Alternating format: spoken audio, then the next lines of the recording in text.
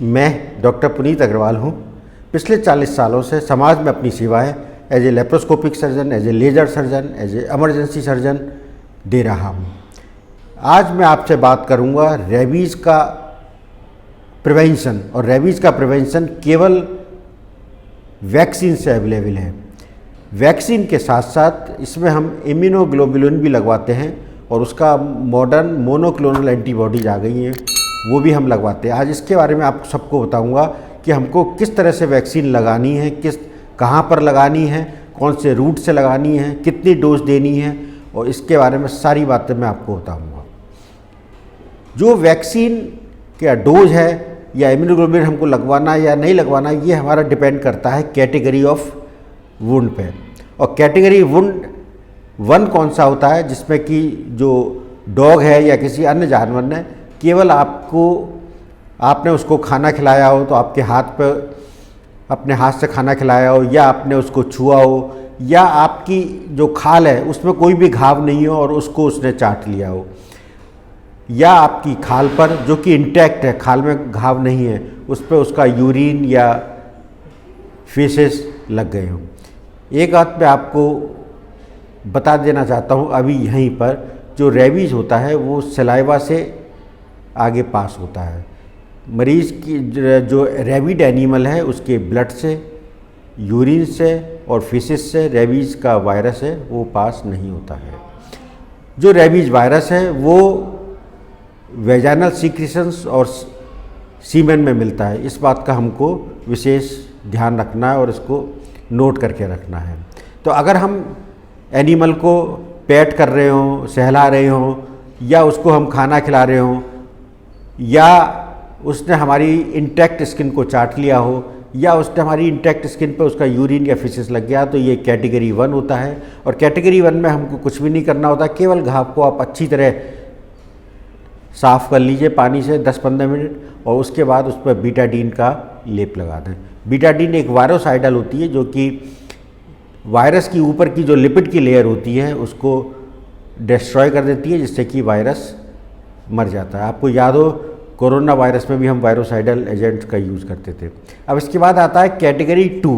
Category 2 में जो animal है उसके द्वारा हमारे ऊपर खरोंच लग जाते हैं, या कुछ वो कुतर लेता है, जैसे चूहा आपने देखा है कुतरता है खाल को, इस तरह या एनिमल हमारी खाल को कुतर ले या उस पर खरोंच लग जाए। लेकिन खरोंच लगने के साथ साथ उसमें ब्लीडिंग नहीं होनी चाहिए।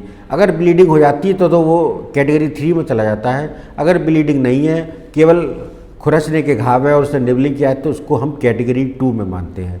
और कैटेगरी 2 का जो इलाज है वो है कि उसको 10-15 मिनट तक बहते पानी में हमको घाव को बहुत अच्छी तरह साफ़ करना है, साबुन का भी प्रयोग करना है, और उसके बाद में हमको वायरोसाइडल एजेंट 70% अल्कोहल या बीटाडीन का प्रयोग करना है, पोविडोन आयोडीन का प्रयोग करना है।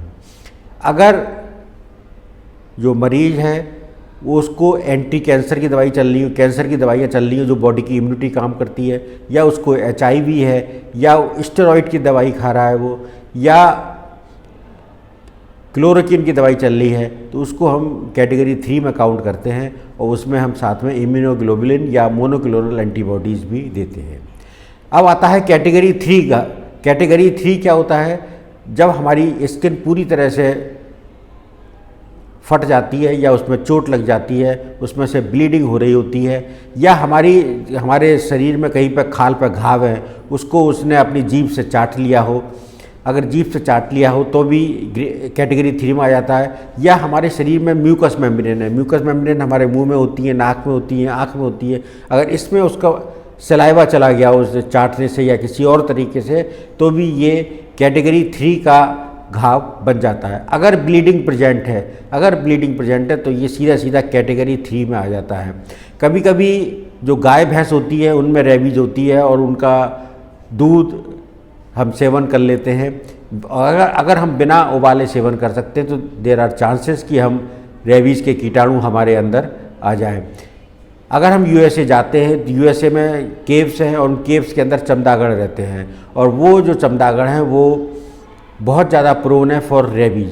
तो अगर आप किसी केव में घुसते हैं जिसमें कि चमगादड़ हैं और वो एयर से ही रेबीज़ के वायरस आपको इन्फेक्ट कर देते हैं। तो ज़रूरी नहीं है कि चमगादड़ या बैट ने आपको काटा हो। अगर आप उस केव में घुसे हैं तो भी आपको रेबीज़ की इंजेक्शन लगवानी चाहिए। अगर कोई जंगली जानवर काटता है, फॉक्स है, जैकाल है, मंकी है, तो इनके भी जितने भी वुंड्स होते हैं वो कैटेगरी 3 में आते हैं। अगर रेबीज़ का पेशेंट जब तक उसमें सिम्टम नहीं आए हों, उसके 4-5 दिन पहले वो अपनी वाइफ से रिलेशंस बनाता है, तो भी वो अपनी वाइफ में रेबीज़ के कीटाणु, रेबीज़ के वायरस दे सकता है। तो इसका भी हमको ध्यान रखना है। ये सब कैटेगरी 3 के वुंड्स होते हैं और कैटेगरी 3 के वुंड्स में 15-20 मिनट हमको घाव को बहते पानी में साफ़ करना है। हमको साबुन का प्रयोग करना है, साबुन से घाव को बहुत अच्छी तरह धोना है और उसके बाद हमको 70% अल्कोहल या पोविडोन आयोडीन बीटाडीन से घाव को साफ़ करना है। और उसके बाद इंजेक्शंस की बारी आती है। तो सबसे पहले तो हम इंजेक्शन टेटेनस टॉक्सॉइड का देंगे, डेल्टॉइड में हाथ में यहाँ देंगे, अगर पिछले 5 साल में हमने टेटेनस का इंजेक्शन नहीं लिया हो। और सेकंड तरफ हम रेबीज़ के वैक्सीन के इंजेक्शन लगाएंगे। ये दोनों हम अलग साइड में लेते हैं, एक तरफ टेटेनस टॉक्साइड और एक तरफ रेबीज़ वैक्सीन के इंजेक्शन हम लगाएंगे। इसके अलावा अगर कैटेगरी 3 का वुंड है तो उसमें हम इम्यूनोग्लोबुलिन लगाते हैं और जो इम्यूनोग्लोबुलिन लगाएंगे वो हम जो हमारा वुंड है, जो घाव है, उसके आसपास हम लगाएंगे। जितनी भी हम डोज कैलकुलेट करेंगे और उस डोज को हम वुंड के आसपास, ऐसा देखा गया है कि अगर हम घाव के आसपास इम्यूनोग्लोबुलिन या मोनोक्लोनल एंटीबॉडीज़ को लगाते हैं तो वो रेबीज़ वायरस को डिस्ट्रॉय कर देते हैं, नष्ट कर देते हैं। दूर लगाने से इतना हमें फ़ायदा नहीं मिलता है। तो इम्यूनोग्लोबुलिन की जो डोज होती है वो जो इक्विन वायरस है उसकी 40 इंटरनेशनल यूनिट पर केजी होती है और जो ह्यूमन है उसकी 20 इंटरनेशनल यूनिट पर केजी होता है। इसको आप डोज को कैलकुलेट कर सकते हैं। और जो अब न्यूअर मॉडलिटी है मोनोक्लोनल एंटीबॉडी जो रेविशील्ड के नाम से आती है बाज़ार में, उसको हम लगा सकते हैं। वो 3.33 इंटरनेशनल यूनिट्स पर केजी हमको देना होता है। तो इसको डोज कैलकुलेट कर कर हम घाव के आसपास लगा सकते हैं। जितना भी वैक्सीन का काम है किसी अच्छे डॉक्टर की देखरेख में ही करें, अपने आप इसको लगाने का प्रयास ना करें क्योंकि आपसे गलती हो सकती है। और चूँकि रेबीज़ एक फेटल डिसीज़ है तो इसका जो अंत होता है वो दुखद भी हो सकता है। सबसे पहले मैं बात करूँगा कि अगर आपको कभी वैक्सीन नहीं लगी है और आपको कुत्ता या कोई जंगली जानवर काटता है तो आपको 5 इंजेक्शन लगवाने होंगे। मैं जो बात करूँगा वो कॉमनली इंट्रामस्कुलर की बात करूँगा जो हम लोग मांस में देते हैं। वैक्सीन को हमेशा यहाँ पर लगाना चाहिए, मसल में लगाना चाहिए, डेल्टॉइड में लगाना चाहिए। अपने कूल्हे पर इसको नहीं लगाना चाहिए क्योंकि कूल्हे में बहुत ज़्यादा फैट होता है और फैट से वैक्सीन का जो एब्जॉर्प्शन है वो अच्छी तरह से नहीं होता है। तो हमेशा वैक्सीन को हाथ में डेल्टॉइड मसल पर ही लगाएं। और इसकी जो सबसे पहली डोज है वो 0 डे पे लगती है। उसके बाद 0, 3, 7, 14 एंड 28 डेज इस पर हम लगाते हैं। रूल को हमेशा याद रखें, 0, 3, 7, 14 एंड 28 डेज। शुरू की पहली 2 या 3 जो वैक्सीन डोजेज हैं वो बहुत इम्पॉर्टेंट है, उसमें किसी भी तरह की लेतलाली बिल्कुल ना करें। कुछ जगहों पर गवर्नमेंट सेंटर्स पर इंट्राडर्मल भी लगाई जाती है, उसमें हम 0.1 ml लेते हैं और वो दोनों तरफ लगाते हैं। 0.1 ml इस तरफ, 0.1 ml इस तरफ। ये आपको किसी डॉक्टर की देखरेख में या प्राइमरी हेल्थ सेंटर पे या किसी गवर्नमेंट हॉस्पिटल पे ही लगाना पड़ेगा। अगर आपको कैटेगरी 3 का घाव है तो इसके साथ हम इम्यूनोग्लोबुलिन भी देंगे और या मोनोक्लोनल एंटीबॉडीज़ भी देंगे। इसके लिए लगाने के लिए आप अलग सिरिंज का प्रयोग करें और उसको घाव के आसपास ही लगाएं और जो बच जाता है उसको आप लगा सकते हैं। आप जो जंघा है उसके साइड में भी लगा सकते हैं अगर बच जाती है। जिस साइड पर आपने वैक्सीन लगाई है उस साइड पर हमको इम्यूनोग्लोबुलिन या मोनोक्लोनल एंटीबॉडीज़ नहीं लगानी चाहिए। अगर आप कुछ ऐसी इंडस्ट्री में काम कर सकते हैं जहाँ पर आपको एनिमल्स से करीब आप रहते हैं, जैसे आप सर्कस में हैं या आप चिड़ियाघर में काम करते हैं, नगर पालिका में हैं, या आप किसी ऐसी लैब में काम करते हैं, पैथोलॉजी लैब में, जहाँ पर कि जितने भी सैंपल्स हैं उनमें डील किया जाता है, या आप वेटरनरी डॉक्टर हैं, जानवरों के डॉक्टर हैं, या उन जानवरों की डॉक्टरों की क्लिनिक में आप काम करते हैं, वेट नर्स हैं, तो आपको प्री एक्सपोजर भी लगवा लेने चाहिए। और प्री जो एक्सपोजर लगते हैं वो लगते हैं 0 डे, 7th डे एंड 21 या 28 डेज। 3 लगते हैं, 0, 7, 21 या 28 डेज पे। अगर आपकी ये वैक्सीन लगी, इसको भी आप इंट्रामस्कुलर लगाते हैं, और डोज जो भी आप वैक्सीन लगा रहे हो उसकी डोज उसके कागज़ पे लीफलेट पे पढ़ लें। 0.5 या 1 ml देते हैं। ये हर एक वैक्सीन का अपना अपना अलग अलग है, तो वो आपको उसका लीफलेट देखकर समझना पड़ेगा कि हमको कितना लगाना है। आपकी वैक्सीन पहले आप ले चुके हैं, प्री एक्सपोजर वैक्सीन आप लगवा चुके हैं, और उसके बाद अगर आपको कोई एनिमल या कुत्ता, बिल्ली या बंदर काटता है तो केवल आपको 2 डोज ही लगवाने पड़ेंगे, जो कि 0 दिन पर और तीसरे दिन पर लगते हैं। 0 दिन और तीसरे दिन। तो एक बार मैं रिपीट कर रहा हूँ, पोस्ट एक्सपोजर अगर आपको कभी वैक्सीन नहीं लगी है तो आप लगवाते हैं तो आपको 5 इंजेक्शन लेने होते हैं, 0, 3, 7, 14 एंड 28 डेज। अगर आपके बिना एक्सपोजर के आप लगवा रहे हैं तो वो प्री एक्सपोजर वैक्सीन करवाती है, जो कि सेफ्टी के लिए आप लगवा रहे हैं, वो लगती है 0, 7 और 21 या 28 डेज। 3 डोज आपको लगवानी होती है। अगर आप प्री एक्सपोजर लगवा चुके हैं या पोस्ट एक्सपोजर वैक्सीन लगवा चुके हैं और आपको अगर कुत्ता काटता है तो केवल आपको 2 डोज लगवानी होती हैं, 0 एंड 3rd डे पे।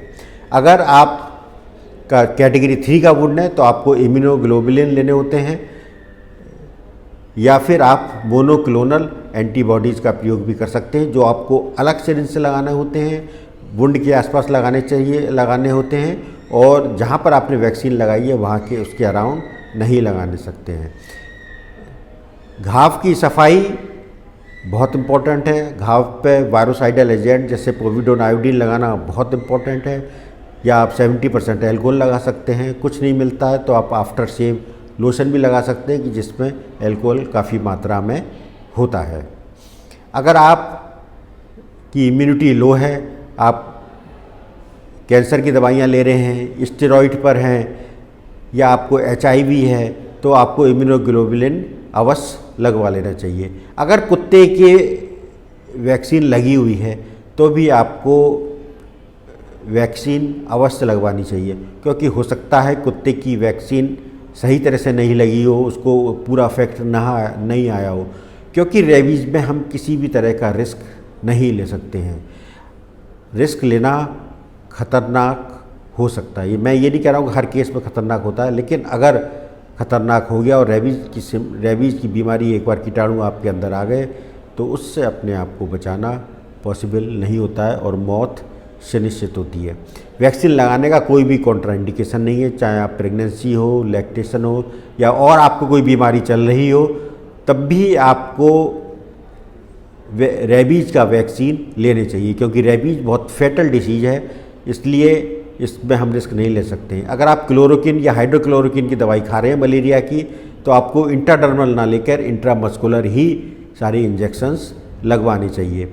अगर आपका एक्सपोजर कुत्ते का बहुत दिन पहले हुआ है, 6 महीने पहले, 3 महीने पहले, साल भर पहले, 3 महीने पहले, और आप अब जाग रहे हो, तब भी आपको वुंड की कैटेगरी के हिसाब से पूरा ट्रीटमेंट लेना चाहिए, क्योंकि 6 साल, 10 साल, 15 साल बाद भी आपको रेबीज हो सकती है।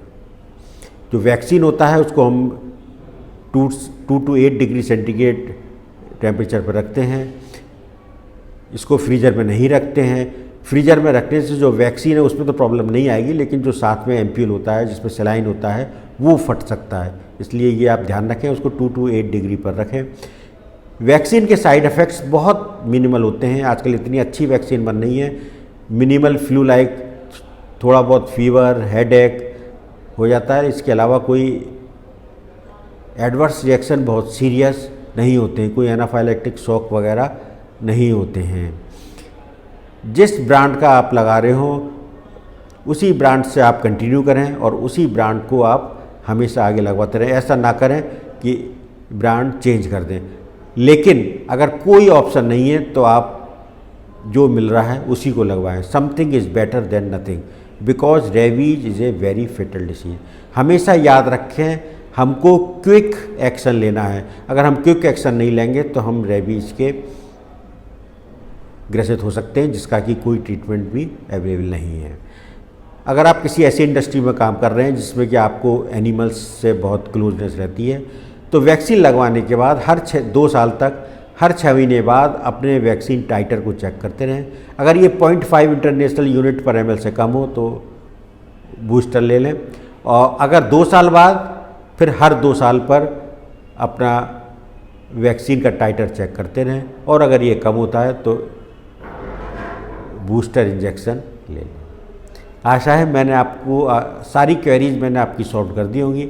अगर कोई भी क्वेरी आपकी बचती है तो आप मुझसे व्हाट्सएप पर डाल सकते हैं, पूछ सकते हैं, या कमेंट में लिख सकते हैं, और मैं कोशिश करूंगा आपकी हर क्वेरी का मैं जवाब दूं। मैंने रेबीज पे बहुत सारी वीडियो बनाई हैं, उनको आप देख सकते हैं और अपने डाउट्स को दूर कर सकते हैं। Thank you.